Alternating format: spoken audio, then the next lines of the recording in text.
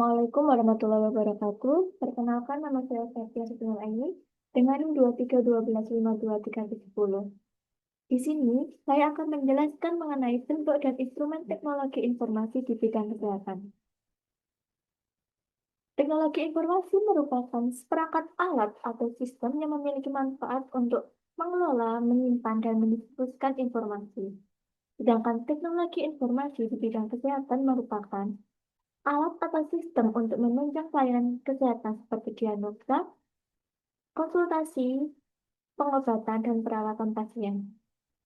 Nah, teknologi informasi di bidang kesehatan sendiri memiliki keuntungan, yaitu yang pertama meningkatkan keakuratan diagnosa, yang kedua mempercepat pelayanan, yang ketiga terciptanya manajemen data yang baik.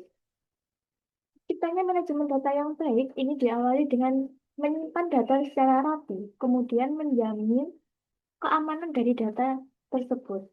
Yang keempat, mempersingkat waktu tunggu pasien. Dapat diketahui bahwa menunggu itu merupakan sesuatu yang membosankan. Maka dengan adanya teknologi informasi ini dapat mempersingkat waktu tunggu pasien, sehingga pada rumah sakit sekarang tidak akan terjadi antrian pasien yang menumpuk sampai pasien tersebut tidur di halaman rumah sakit. Yang kelima, efisiensi tenaga kesehatan. Efisiensi ini dapat dilihat dari jadwal atau shift dari tenaga kesehatan tersebut, di mana jadwal tersebut harus dibuat secara seimbang antara tenaga kesehatan satu dengan tenaga kesehatan lainnya untuk mengoptimalkan pekerjaan mereka sesuai dengan tugasnya. Selanjutnya, bentuk dan instrumen teknologi informasi di bidang kesehatan. Bentuk merupakan jenis atau aplikasi teknologi yang digunakan dalam pelayanan kesehatan. Sedangkan instrumen merupakan alat atau software dari teknologi informasi yang digunakan dalam pelayanan kesehatan. Untuk bentuk sendiri, yang pertama ada Sistem Informasi Manajemen Rumah Sakit atau SIMRS. SIMRS merupakan sistem komputer yang memproses seluruh informasi yang diperlukan untuk mengelola rumah sakit. Fungsi dari SIMRS yaitu yang pertama, mengelola jadwal pelayanan, yang kedua, memanajemen data pasien, yang ketiga, mengelola rekam medis elektronik atau RME, yang keempat, mengelola keuangan rumah sakit. Selanjutnya, elektronik resep atau e-resep merupakan sistem yang digunakan oleh dokter untuk membuat, mengirim, serta memantau resep secara online, di mana e-resep ini akan langsung terhubung dengan pihak instalasi farmasi dan akan dicek langsung oleh TVF atau apoteker yang bertugas. Keuntungan dari e-resep ini meminimalisir terjadinya medication error, seperti kesalahan nama, kesalahan pengambilan obat, dan lain sebagainya. Yang kedua, mempermudah monitoring ketersediaan obat. Dan selanjutnya, menciptakan alur kerja yang dapat terkoordinasi. Selanjutnya, Enterprise Resource Planning atau ERP. Sistem ERP merupakan sistem yang dirancang untuk mengelola dan mengkoordinasikan data dan operasi yang diperlukan menjadi satu platform terpadu sehingga dapat mendukung efisiensi yang lebih efektif. Fungsi dari ERP yaitu mengatur tes dan prosedur medis yang akan digunakan. Yang kedua, mengelola keuangan dari rumah sakit. Yang ketiga, mengelola persediaan alat medis yang diperlukan. Contoh model ERP yaitu yang pertama, SAP Material Management atau MM. Yang kedua, SAP Business Intelligence atau BI atau Analytics. Yang ketiga, SAP Sales and Distribution atau SD. Yang keempat, SAP PP atau Production Planning. Nah, ini merupakan contoh dari SAP PP, di mana SAP PP ini digunakan dalam SIMRS. Selanjutnya, instrumen teknologi informasi di bidang kesehatan.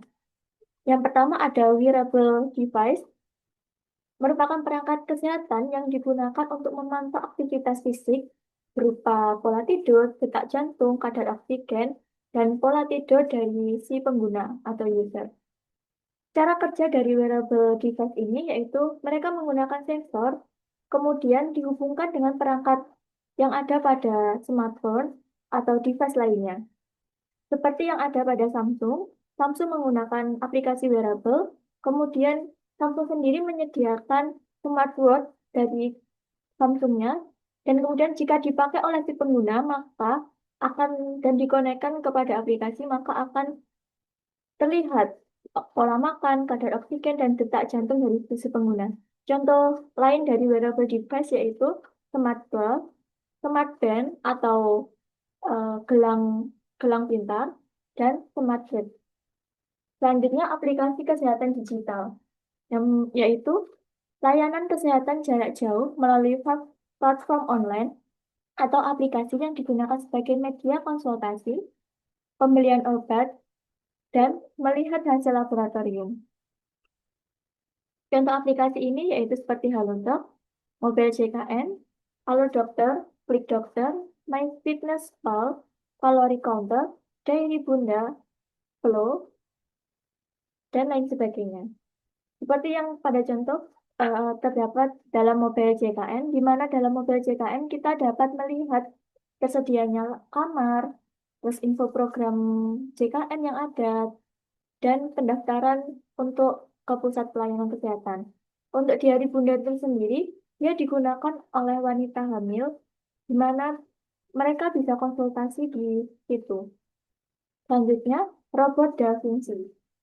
Robot Da Vinci ini merupakan robot yang membantu ahli bedah untuk melakukan prosedur invasi dengan presisi tinggi.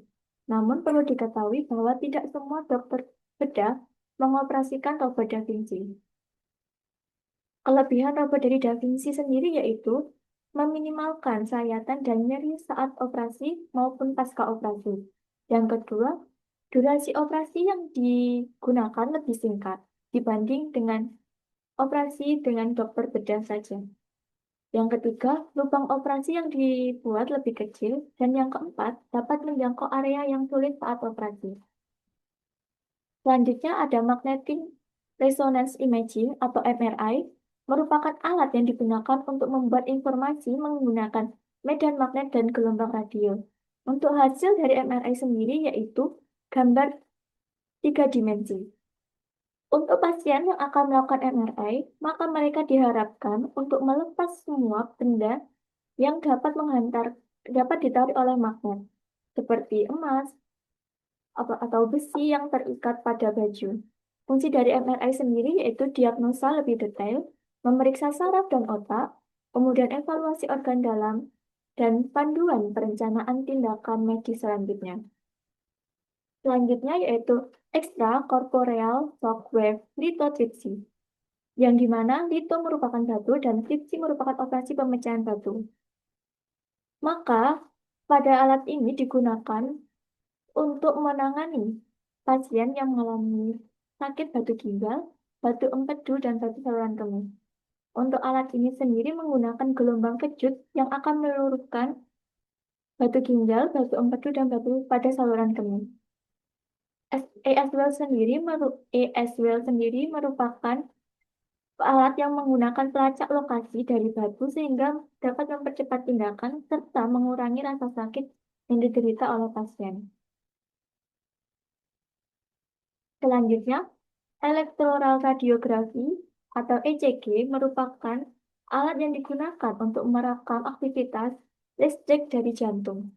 Fungsi dari alat ini merupakan yang pertama, mengetahui irama dan frekuensi jantung, yang kedua mengetahui kelainan jantung, ketiga mengetahui penggunaan obat dan reaksinya terhadap jantung. Ini merupakan dasar pustaka yang saya gunakan dan terima kasih. Sekian presentasi dari saya. Wassalamualaikum warahmatullahi wabarakatuh.